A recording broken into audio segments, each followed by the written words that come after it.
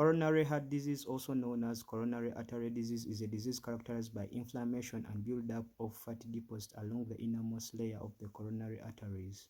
The fatty deposits may develop in childhood and continue to thicken and enlarge throughout the lifespan. So this thickening is called atherosclerosis, and it narrows the arteries and can decrease or block the flow of blood to the heart. Let's first talk about the coronary arteries. Coronary arteries supply blood to the heart muscle. So like all the other tissues in the body, the heart muscle needs oxygen-rich blood to function, and oxygen-depleted blood must be carried away. The coronary arteries run along the outside of the heart and have small branches that supply blood to the heart muscle. So the two main coronary arteries are the left main and the right coronary arteries. The left main coronary arteries supply blood to the left side of the heart muscle. So the left main coronary artery divides into branches, which are the left anterior descending artery, which branches off the left coronary artery and supplies blood to the front of the left side of the heart, while the circumflex artery branches off the left coronary artery and enriches the heart muscle. So this artery supplies blood to the lateral side and back of the heart. But to the right coronary artery, so this supplies blood to the right ventricle, the right atria, the sinus atria, and the atrioventricular nodes, which regulate the heart rhythm. So the right coronary artery divides into smaller branches, including the right posterior descending artery and the acute marginal artery. Additional smaller branches of the coronary artery include the obtuse marginal and the septal perforator. So why are coronary arteries important? So since the coronary arteries deliver blood to the heart muscle, any coronary artery disorder or disease can reduce the flow of oxygen and nutrients to the heart. This may lead to a possibility of a heart attack and possibly death. Atherosclerosis is the inflammation and buildup of plaque in the inner lining of the artery, causing it to narrow or become blocked. So it's the most common cause of heart disease. So what are the risk factors of coronary artery disease? Number one, smoking. So this narrows the arteries, thereby increasing the blood pressure and reducing oxygen supply. Number two, high blood pressure. So this damages the arteries and also increases heart strain. Number three, physical inactivity. So this causes obesity. Number four, high saturated diet. So this raises cholesterol, causing artery plaque buildup. Number five, diabetes. So this damages the blood vessels, which increases the cholesterol, thus raising the blood pressure. Number six, a family history of coronary heart disease increases the risk due to genetics and shared lifestyle habits. Controlling risk factors is the key to preventing illnesses and death from coronary artery disease. Symptoms of coronary artery disease. The symptoms of coronary artery disease will depend on the severity of the disease. Some people with coronary artery disease have no symptoms. Some have episodes of mild chest pain or angina, and some have more severe chest pain. So if little oxygenated blood reaches the heart, a person will experience chest pain called angina. When the blood supply is completely cut off, the result is heart attack and the heart muscle begins to die. Some people may have heart attack and never recognize the symptoms, so this is called silent heart attack. So other symptoms of coronary artery disease include: number one, heaviness, tightness, pressure or pain in the chest behind the breastbone. Number two, pain spreading to the arms, shoulders, jaw, neck or back. Number three, shortness of breath. Number four, weakness and fatigue.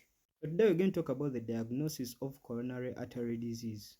In addition to a complete medical history, tests and physical exams for coronary artery disease may include the following. Number one, electrocardiogram. Yes, the ECG. So this test records the electrical activity of the heart, shows the abnormal rhythms, and also detects damage in the heart muscle. Number two, the stress test, also known as the treadmill. So this is a test given when you walk on a treadmill to monitor the heart during exercise. So breathing and blood pressure rates are also monitored. A stress test may be used to detect the coronary artery disease or determine the safe levels of exercise after a heart attack or heart surgery. So this can also be done while resting using special medicines that can synthetically place stress on the heart. Number three, cardiac catheterization. So in this procedure, a wire is passed in the coronary arteries of the heart and x-rays are taken after a contrast agent is injected into an artery. It is done to locate the narrowing, blockages, and other problems. Number four, nuclear scanning. So a radioactive material is injected into a vein and then is observed using a camera as it is taken up by the heart muscle. This indicates the healthy and damaged areas of the heart. Today we're going to talk about the treatment of coronary artery disease. Number one, medicines can be used in the treatment of coronary artery disease. These medicines may include: number one, antiplatelets. So this decreases the blood clotting. An example of this is aspirin. Number two, antihypertensive. So this lower the blood pressure. So several different groups of medicines work in different ways to lower the blood pressure. Number 3, antihyperlipidemic. So these lower lipids in the blood, particularly low density lipid cholesterol.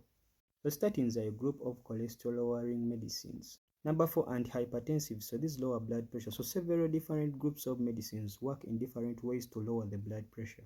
Two among our treatment method is coronary angioplasty.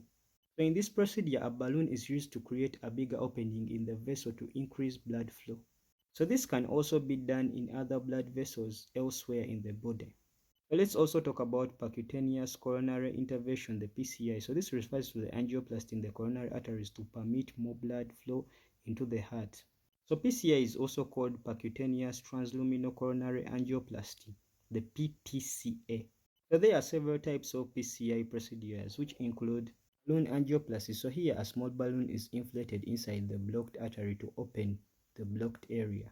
We can also talk about coronary artery stent.